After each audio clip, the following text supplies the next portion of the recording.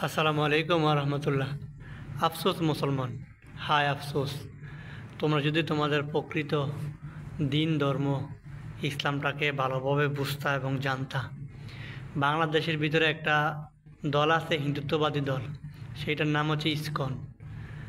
এটা হচ্ছে সবচেয়ে বড় জঙ্গলি, এটা হচ্ছে সবচেয়ে বড় মৌলবাদী, এটা হচ্ছে সবচেয়ে বড় সন্ত্রাসীবাদী দল।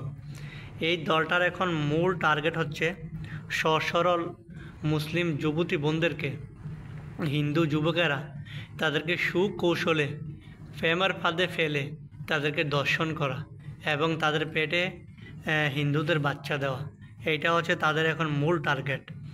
আর আমরা মুসলমানরা এখন ঘুমিয়ে আছি। হিন্দু যুবকরা আমাদের মুসলিম যুবতীদেরকে দর্শন করতেছে প্রেমের ফাঁদে ফেলে। আমরা মুসলমান ঘুমিয়ে আছি। হিন্দু ইসকনকে বাংলাদেশে, এই জঙ্গলিবাদী এই সন্ত্রাসী দলটাকে বাংলাদেশে নিষিদ্ধ করা হোক।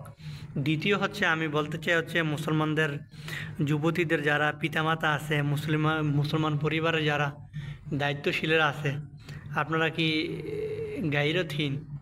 আপনারা কি শুধু ঘুমে কাটিয়ে দিবেন? আপনারা কি দুনিয়াতে আসছেন শুধু গরু ছাগলের মতন আসছেন আর মরে যাওয়ার জন্য?